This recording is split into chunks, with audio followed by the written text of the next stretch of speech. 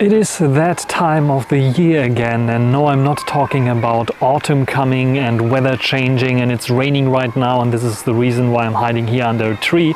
No, I'm talking about new announcement season, and Sony will hold an event end of October where they want to announce a new Xperia device. So let's start speculating if this might be the One Mark III successor or not. So let's get started.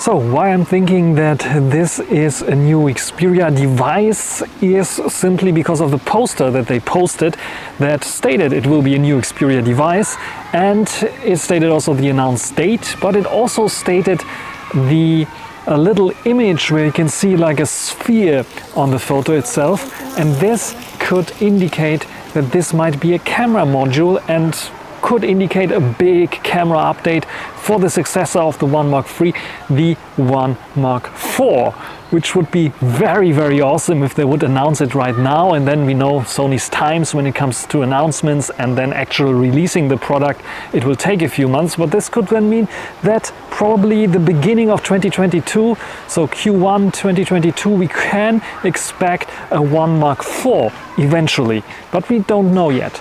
So the new device, what could it look like? The successor of the One Mark III. You know, my prediction came pretty much very true when I was predicting that the successor to the One Mark II will have a periscope zoom, not an average periscope zoom as everyone else, but a variable zoom one. I was not expecting it to be that good at the first try, but I also was not expecting it to be only like a two-stage zoom where you have two zoom levels like 70 and 105 millimeter. What Sony was talking about when they released the One Mark III already was that they are working, they have basically a solution already that's not stable on the One Mark III yet, where the variable zoom or the lens can allow you a variable optical zoom. And I think this is something they are baking for the One Mark IV, because this is a technology, is a consequent progress of development in terms of this camera tech that Sony is like pushing forward, and one of the firsts pushing it, and the only one so far that I know that is pushing it, and they could perfectionize it with the One Mark IV, which is what I'm hoping for. So this is one thing. The other thing is, like, there are rumors coming up that Sony might use 48 megapixel sensors instead of 12 megapixel sensors they use right now.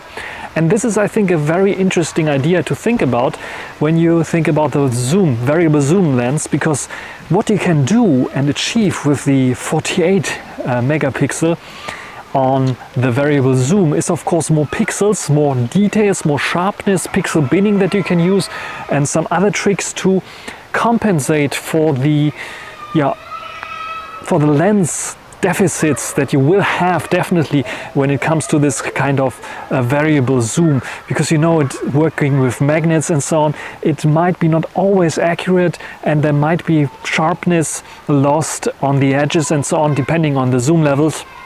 So working with a higher resolution sensor can help here. Also, maybe a slightly bigger sensor would also help a lot here.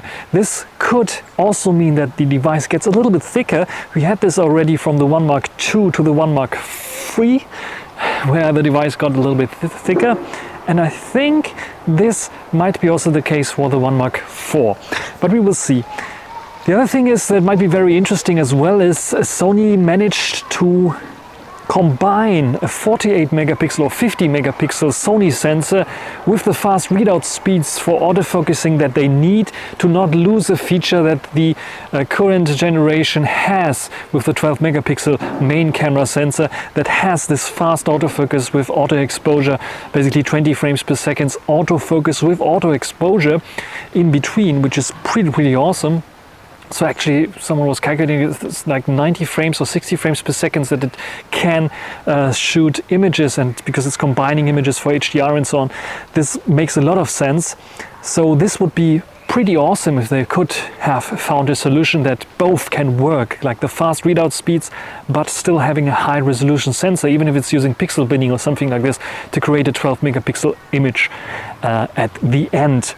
The other thing is that they could use a 50 megapixel sensor and then crop in a little bit to have only like 48 megapixels that they really use, and use the rest of the 50 megapixel sensor for stabilization purposes, because you all know that in 21:9 aspect ratio with Cinema Pro app, it's a bit of hard to get a good stabilization, because there's no much left of the sensor to shift around, or of the sensor itself of the 12 megapixels to be used for this kind of stabilization.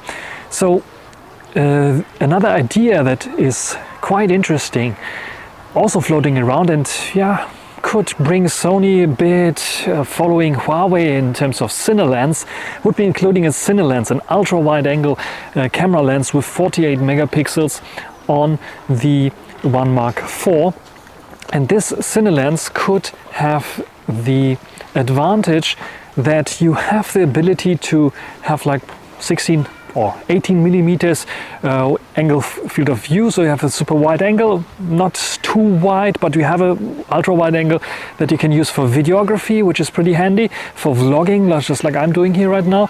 Has a large sensor size, like 1/1.7 inch at least, maybe even higher, higher in terms of like a bigger sensor. And where you have 48 megapixels and you can crop in. So what it would allow you for zooming is a zoom or crop into the picture or into the video frame without losing quality. So one of the disadvantages right now is that you can only use one lens, like here at the time when I'm recording a video, I cannot zoom in, I only digitally zoom in, and it's looking pretty bad quickly. But with the 48 megapixels, it could offer you an ultra cine lens camera with 16 or 18 millimeters, where you can zoom into the standard 35 or something like this millimeters without losing quality, or much of quality that you have, because it has this possibility. And then it would allow you to go maybe even a bit further, like to 50 millimeters, which will be roughly 2 times zoom, And this could bring a great update for video. So a specific lens just for video, which is an ultra wide angle cine lens, just like Huawei did, and this combined with lots and lots of pixels, where you can crop in, where you don't have issues with Full HD at least. With 4K maybe you run into issues here and there, but it could still give you the option for video mode to have like zooming out to ultra wide angle, which is 60 millimeter or 80 millimeters, zoom into normal, which is 35 millimeters, and maybe then to 50 millimeters for having a bit of zooming capabilities. So this could improve the video capabilities of the Xperia One Mark III a lot on the One Mark IV. But there's one downside to this, of course, because I don't think Sony will ever, I'm not sure if they will do it, that you can switch between the lenses when recording video, because you have this bumps in the video itself, because the lenses are, first of all, the sensors are different, exposure might be different. It's very hard to do. The only one that can do it very good is Sony, and Sony is Apple, and Sony would need to step up the game here and be one of the only Android manufacturers that can rival Apple in this case, and I don't think this will be the case. But you can write down in the comment section what you think about this idea. I'm also thinking about what would happen if they have a main sensor with 48 megapixels as well, with faster readout speeds. So triple 48 megapixel sensors. It's very, very intriguing to think about it, even if it uses pixel binning but has fast readout speeds, has this fast autofocusing stuff, and of course the improved telescope, periscope telephoto lens with variable zoom optically, not digitally, would be very cool. Or if it cannot work optically, then maybe because it's 48 megapixels, just cropping in.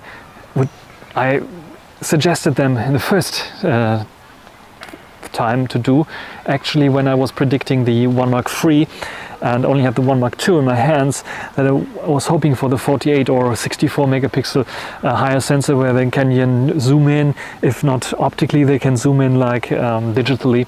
And this might be something they could introduce in the 1 Mark IV.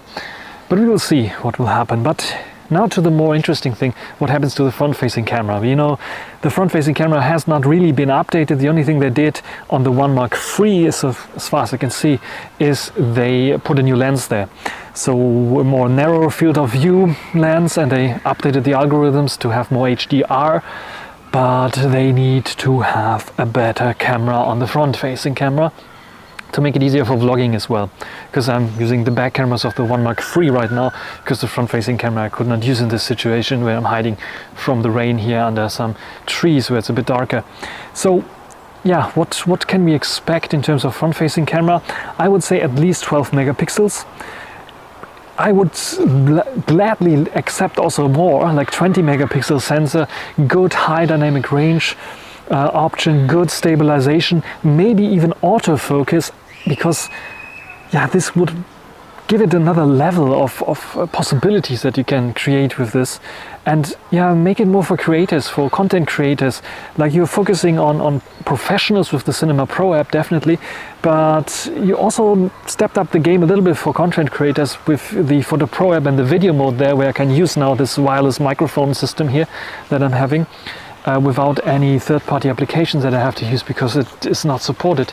So this is pretty cool, and I would like to see this stepped up also for the front-facing camera, so you have then maybe a good stabilized lens, good resolution, 4K 30 at least. I would like also to have 4K 60 frames per second on the front-facing camera. Autofocus would be awesome. Product showcase, I think it's called, on their ZV lines or Z line of cameras. This integrated into the front-facing camera, at least on the Xperia, would be awesome. I know they would cannibalize their Z line a little bit, at least the ZV1. I think the ZVE10, or how is it called, doesn't have this problem, because it has like interchangeable lenses, so it is way ahead of the phone. But yeah, this would cannibalize the ZV1 a bit, but still would be a great option. And the other thing is, like, of course, add some features, just like, for example, a bit more pro modes in the Photo Pro app for video, or make the Cinema Pro app a bit more consumer friendly in terms of auto exposure turned on. I did a whole video about the Cinema Pro app issues there and problems that I encountered, so you can watch this. Also, I will link it down there somewhere. And yeah, this is what I think will happen, and we will see what Sony will really announce. They want to announce new Xperia devices, this is clear, and from the halo that we see there, I think it must be a camera lens. And yeah, we will see what will happen then and what we will get there. I can only also imagine Sony stepping the game a little bit when it comes to their Xperia 5 line. So I can imagine for the 5 Mark IV to be a little bit more pro. So at least having the feature of wireless charging would be one step there. I'm not talking about a 3D time of flight sensor, but maybe laser autofocus or some kind of other option that helps with the focusing would be also pretty cool and awesome to have for the 5 lineup. Otherwise, the mid-range lineup, the 10 Mark III, I cannot imagine there being a 10 Mark IV update so quickly, but maybe something up, a 10 Mark III Pro model or 10 Mark III Plus model or something like this. In terms, the Pro model would be better, 10 Mark III Pro model, where they step up the game a little bit in terms of mid-rangers, put at least a Snapdragon 700 series processor inside there, and put the Photo Pro app also in the mid-ranger. I don't like the old Sony camera application, and I don't want to see it on the mid-rangers as well. Get the game straight on all devices, mid-range devices and the 2 Pro models, to have the same camera application that runs way better and produces better results. And then, of course, in the mid-range device, I can imagine putting the same sensors in that the 1 Mark II has or had, in a way would be cool and awesome to step up the game, because I think it should be that cheap right now. I can also imagine them putting maybe also a 48 megapixel main sensor inside there, and then stepping up the game in ultra wide with 12 megapixel one that we have on the 1 Mark III here right now, or the 1 Mark II, because this is one of the best ultra wide angles that you can have on a mid-range device anyway. So this would be awesome and super duper cool if Sony would do this. But what do you think? What is this announcement that Sony want to hold end of October? What can you expect when it comes to the new Xperia device? What could it be? Some are speculating it might be not a smartphone at all. It might be some smart gadget, smart wear, smart watch or something like this, or fitness watch or something like this. You can write it down in the comment section. What do you think about this? And this is pretty much everything for this little speculation video. If you like such videos, like them, share them, subscribe, and until the next time, bye.